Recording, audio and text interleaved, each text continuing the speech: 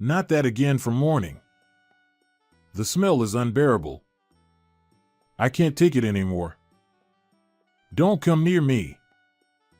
The smell is even getting on me. My husband was angry as usual, so I went over to my mother-in-law and asked what had happened. And sure enough, the reason for his anger was about Catherine wetting herself and the smell it caused. Today, Robert has been in a bad mood since the morning and raising his voice louder than usual. Catherine and I looked at each other and laughed before Robert, who was angry with his face red. What's so funny?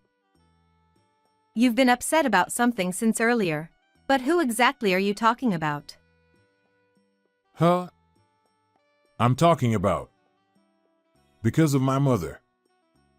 She wets herself. At that moment, my mother-in-law turned her body towards Robert. It's all right now, Sherry. She said with a gentle smile and a voice full of kindness and affection. Robert, feeling uneasy at his mother's expression and words, momentarily stiffened and muttered, "Huh," with a surprised look on his face. I took out a crumpled small paper bag from my pocket and slammed it onto the table. What's this? Can't you tell just by looking? It's something you should know very well. Robert, clearly unable to hide his irritation at my provocative tone, cautiously picked up the crumpled paper bag that had been slammed onto the table.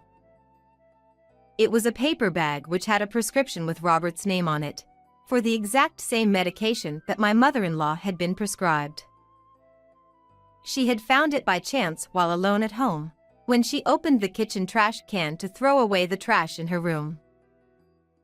Brown Beauty Salon. I was entrusted with running this shop because my husband Robert's mother retired from being a hairdresser 15 years ago.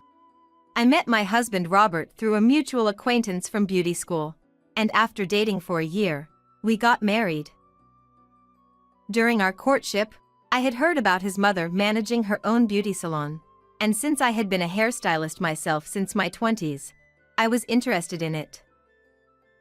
After getting married, I resigned from the salon where I had been working and began helping out at Robert's family beauty salon. We spent busy yet fulfilling days together with Robert, his parents, and our daughter Wendy, who was just 5 years old at the time.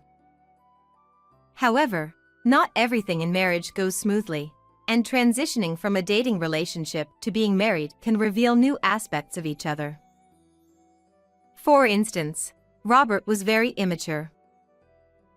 I knew he was competitive from our time dating, but after marriage, I've also noticed his childish traits and even discovered he secretly developed a hobby for gambling at casinos. The list could go on if I started counting. He doesn't help with household chores or childcare at all. Whenever he has free time, he clenches the allowance I give him and heads straight to the casino. My mother-in-law's physical decline has become noticeable since she retired from hairdressing, and it's frustrating that all the caregiving falls on me and my daughter. Yet, the truth is, despite everything, I can't bring myself to dislike him completely. Every day, as I juggled helping out at the beauty salon with managing all the household chores and childcare, my mother-in-law watched me closely. She cherished me dearly, and I gradually started to see her as my own mother. But seriously, you really do work hard, don't you? Taking care of Mom and looking after our daughter. Do I have a choice? How dare you say that when you don't do house chores and don't take care of our daughter and not even your own mother? Well, I do appreciate it, you know. Although Robert is someone I can't bring myself to hate, it gets on my nerves that he always says one word too many things, and I know there's no point in telling him that. In place of Robert, who doesn't help with anything, my father-in-law used to lend a hand, but he passed away about 10 years ago. Since then, my mother-in-law's physical decline has been noticeable, and she has also begun to show signs of mild forgetfulness. I was concerned, so I decided to take my mother-in-law to her regular hospital for a checkup. The doctor diagnosed her with mild dementia as a possible cause of her forgetfulness, and told me that further caregiving would be needed. My mother-in-law suggested moving into a facility using her own pension, but considering all the times she had helped with household chores and childcare when I needed it, I proposed home care as a gesture of gratitude. At first, she declined, worried she might end up being a burden until the end. However, after explaining that it was nothing compared to the help she had given us during difficult times, she seemed to understand and agreed to opt for home care. I talked to Robert about caring for his mother at home, but as expected, he just complained and didn't want to be involved in her care. However, with support from Wendy, who happened to be visiting home after getting married and moving out, he reluctantly agreed to the home care plan. If we're doing this, Sherry, make sure you take good care of her. I'm busy with a lot of things, and I can't be bothered with caregiving. I thought to myself that his so-called busyness was probably just trips to the casino, but I chose not to say it out loud. Instead, I focused on being grateful that he had at least agreed to the home care arrangement. I understand. I never expected anything from you in the first place. I'll take care of her without needing to be reminded. With situations like this, it's now the three of us, Robert, my mother-in-law, and me, living together. We manage the beauty salon and, with occasional help from Wendy, who lives nearby, we lead busy but fulfilling lives.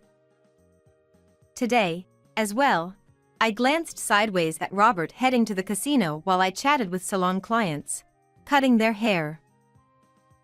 The days continue with me managing the salon and caring for my mother-in-law. One day, when Wendy, who is a full-time homemaker, brought her daughter Jessica to help out at the salon, I confided in her about some recent concerns I had regarding the salon during lunch break. In between work, I let Jessica play with the children at home and in the neighborhood to allow myself to focus on work. What exactly are you worried about with the shop? Is it that the number of customers has been decreasing? No, actually, we have regular customers who have been coming since your grandmother's time, and some of my own clients still come, so business is quite steady. It's not about that. Then what is it? After I hesitated to voice my concerns despite bringing them up, Wendy grew impatient and pressed me further. Reluctantly, I told her my concerns, and she seemed greatly relieved to hear that, suggesting she had been quite concerned about me. Wendy immediately suggested a solution to my problem, promising to implement it and update me on the results later. She asked me to trust her to handle the matter so that I wouldn't worry unnecessarily, then returned to work ahead of me. She said to trust her, but I wonder if everything will really be okay. Though I was worried, I realized there was little else I could do myself, so I decided to wait for the outcome. However, there was another worry I hadn't discussed with Wendy, and it was Catherine's bathroom situation. When Catherine needs to use the toilet, I've set it up so that I receive notifications on my phone. However, due to her age and declining physical function, there have been more instances where she doesn't make it to the toilet in time. Especially when she's relaxing at home, Catherine sometimes lets her guard down, leading to frequent accidents where she wets the sofa. At her request, we started using adult diapers to manage this issue, and her regular doctor prescribed medication to help prevent urinary leakage. However, even after starting to use adult diapers, it seemed the sofa retained an odor. Whenever Robert returned from the casino and sat on the sofa, he started yelling at Catherine about it. Mom, seriously, can't you do something about it? The sofa smells awful, and why am I giving you diapers and medicine I don't even want to buy? Robert, I'm really sorry. But I'm not doing this on purpose, you know. And Sherry should be cleaning the sofa. That's it. It's the smell from when Mom has accidents. Seriously, get it together. I can't even relax when I want to. Robert, whether he won at the casino or not, always ended up yelling at his mother as soon as he saw her. Lately, it's become a daily routine for me to intervene and try to reason with him when I catch him shouting during breaks at work. Can you please cut it out? She is trying her best not to inconvenience anyone. Stop yelling at her without even helping with the housework. When I said this, Robert usually just left again in a bad mood with his wallet and cigarettes without saying anything. It's becoming increasingly stressful for me as all the burden seems to fall on my shoulders. During work, I tried my best not to show customers that I'm stressed, but at home, especially when cooking or whenever I'm alone, I couldn't help but sigh. Sherry, it's because of me, isn't it? I hear you sighing. I'm always causing trouble. I'm sorry. I mean, no, it's not your fault at all, mother-in-law. You're trying your best, and the one at fault is him. I'm sorry about Robert's behavior. Sherry, I have something to discuss with you. Is now a good time? While I was making sarcastic remarks about Robert, Catherine shared something with me. A week passed since my mother-in-law approached me with her concerns. It was the day the salon was closed for the regular day off, so I was busy from the morning by hanging up the laundry that had piled up and preparing for meals. Amidst all this, I witnessed Robert shouting angrily at my mother-in-law early in the morning. Not that again for morning. The smell is unbearable. I can't take it anymore. Don't come near me. The smell is even getting on me. My husband was angry as usual, so I went over to my mother-in-law and asked what had happened, and sure enough, the reason for his anger was about Catherine wetting herself and the smell it caused. Today, Robert has been in a bad mood since the morning and raising his voice louder than usual. Catherine and I looked at each other and laughed before Robert, who was angry with his face red. What's so funny? You've been upset about something since earlier, but who exactly are you talking about? Huh? I'm talking about. Because of my mother. She wets herself. At that moment, my mother-in-law turned her body towards Robert. It's all right now, Sherry. She said with a gentle smile and a voice full of kindness and affection. Robert, feeling uneasy at his mother's expression and words, momentarily stiffened and muttered, "Huh," with a surprised look on his face.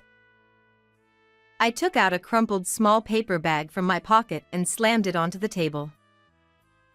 What's this? Can't you tell just by looking? It's something you should know very well. Robert, clearly unable to hide his irritation at my provocative tone, cautiously picked up the crumpled paper bag that had been slammed onto the table. It was a paper bag which had a prescription with Robert's name on it, for the exact same medication that my mother-in-law had been prescribed. She had found it by chance while alone at home, when she opened the kitchen trash can to throw away the trash in her room. At first, she thought it was hers because it was a similar paper bag. When she saw the name on the prescription, she instinctively put it in her pocket, thinking it might be useful someday. I never imagined you were also taking the same medication as me. Robert and I are both in our late 60s now. Given our age, it's not unusual to be taking such medication regularly. Still, I think the reason he hid it was probably because he had been nagging at his mother, and now he couldn't bring himself to admit that he was taking the same medication. At your age, there's nothing to be ashamed of in taking medication. It's actually important to maintain your lifestyle. You can still manage things if you take the right precautions. She, drawing from her own experience, reassured that taking medication could prevent issues, and emphasized that there was nothing to be ashamed of. But I'm not as old as Mom yet. I haven't had accidents like that. Sure, she's old, but she's been using the latest adult diapers lately. So, there's no more accidents happening. Still, there's no guarantee, right? No. You wouldn't know since you're always at the casino, but the latest adult diapers have advanced, and thanks to that, your mom can wear them comfortably without worries. Robert seemed overwhelmed by my impassioned speech. He collapsed to his knees, burying his face in the ground, repeatedly apologizing to my mother-in-law. I gently smiled at Robert, who finally understood, and handed him the men's adult diaper I had bought in advance when I learned about the medication bag from my mother-in-law. Here, I bought this for you. There's nothing to be ashamed of. Let's take preventive measures together, okay? Yeah, okay. Thank you. Robert, unexpectedly teary-eyed, accepted the adult diaper. He then insisted on washing the soiled sofa cover himself, removing it and hand-washing it promptly. I thought all our troubles were resolved, but new worries often come when least expected. Just as I thought everything had settled down, suddenly a forceful knocking echoed through the living room from the front door.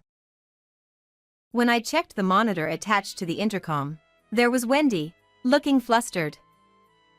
As soon as I let Wendy into my home, she grabbed my shoulder and exclaimed, "I need you to see something." Her eyes widened with urgency. As for what she wanted me to see, it was regarding a problem I had previously consulted Wendy about. Recently, I had been troubled by discrepancies in the cash register sales figures at the store, no matter how much I checked. If it had been just a few cents or $1, I might have accidentally given customers too much change, so I just need to be more careful when giving change in the future. However, what made me suspicious was that the discrepancies amounted to more than $100. At Wendy's suggestion, we discreetly installed small hidden cameras purchased online inside and around the cash register. It turned out Wendy was panicked because she had identified the source of the discrepancies in the register. When we connected the computer to check the footage, we spotted a person making suspicious movements. It was Robert. When we tried to review the footage, Robert, with a pale face, tried to sneak away like a character from an old comedy film, but Wendy stopped him. Where are you going? Dad, please check it with us. We brought Robert back, and upon rechecking the footage, it clearly showed Robert taking money from the cash register when the store was empty during lunch break. Dad, what on earth is going on here? How could you do this? Stealing money from the register. You didn't use that money for. I had no choice. Pocket money wasn't enough for gambling, and it ran out too quickly. I'm sorry. I was planning to pay it back once my pension came in. Although he reluctantly apologizes for giving in to greed, his attitude clearly showed he didn't fully understand the seriousness of the situation. After he apologized, he suddenly became defiant and said he was hungry. The sound of my patience finally snapping echoed clearly in my head at those words. Enough is enough. I've been fed up with your attitude since we got married. Always gambling and doing nothing at home. I've had enough. My long-standing dissatisfaction and anger towards Robert exploded, and I relentlessly showered him with insults unlike anything I had ever said in my life. Robert, visibly shocked by my outburst, as well as Wendy and even my mother-in-law, who had only ever seen my kind side, watched the scene with mouths agape in surprise. After venting my anger at Robert with a barrage of insults until I felt somewhat relieved, I slumped into a chair, feeling slightly out of breath. Robert desperately apologized, sensing a threat to his life, but it was already too late. By this point, I've already made my mind up. Catherine, can I? Yes, you've done enough. You don't have to endure anymore. Encouraged by her words, I calmly but coldly told Robert, I'm divorcing you. I've had enough, I'm tired. I made it clear that I saw no future in living with Robert any longer. Wait, please. I'm begging you. Wendy. Mom. Please talk to Sherry. Tell her we shouldn't divorce. Robert, in a state of panic and desperation, miserably sought help from Wendy and his mother, but naturally, neither of them supported him. They ignored him as if they couldn't hear his voice at all. It's ridiculous to think someone would help after doing something like that, right, Grandma? You're right. It's the natural order of things that wrongdoers face consequences. There's nothing we can do about this. He didn't have anyone on his side, but he now faced the harsh reality that no one was actually on his side, so he left the house crying out loud. Afterward, Robert, who had left, came back many times to ask for reconciliation, saying things like "let's get back together" and "I'll help with chores." However, each time, I dismissed him as if brushing away garbage, and it seemed Wendy and my mother-in-law didn't engage with him either. If Robert's behavior hadn't become this bad, I would have simply filed for divorce and parted ways.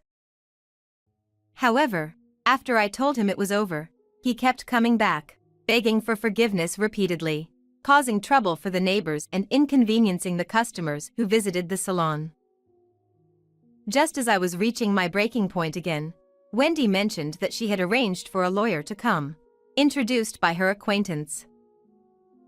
Later, I told the lawyer, who was introduced to me, the entire history, and he said he would make Robert sign the divorce papers and promise never to approach me or my family again. The lawyer also mentioned it was possible to take legal actions such as demanding compensation, but out of compassion or simply feeling sorry for Robert, I shook my head and said I wouldn't seek compensation if Robert promised to stay away. The next day, Robert showed up at the house again, pleading, "Please forgive me." I didn't even open the front door and told him bluntly, "You will receive a letter from the lawyer soon. Please read it carefully, and if you cannot comply with what is written, further action will be taken." What? What? A lawyer? Please stop. I'm begging you. Then please read the letter carefully and understand that no amount of apology will change anything. Thank you for our long marriage. There's nothing more to say from me. Having said that I had nothing more to say, I left Robert standing forlornly at the front door, feeling his sorrowful presence behind me, and I headed to the salon to prepare for work. 1 week later, Wendy, who had been helping out, handed me a letter. It was from the lawyer and had arrived in the post. Upon reading it, I learned that Robert had kept his promise and signed the divorce papers with the lawyer present. Thank you so much for everything. Thanks to you, I feel like I can move forward. No problem at all. We've just done our job. Regarding the future, if Robert attempts to approach your home or family again, please notify me and the police. I expressed my heartfelt gratitude to the lawyer over the phone. Then, I faintly heard the lawyer chuckle over the phone. Seeing my reflection in the mirror hanging on the wall, I suddenly felt embarrassed about what I was doing at the front door. I then told the lawyer that I would submit the divorce papers enclosed in the letter later, and I ended the call with a brief expression of gratitude and farewell.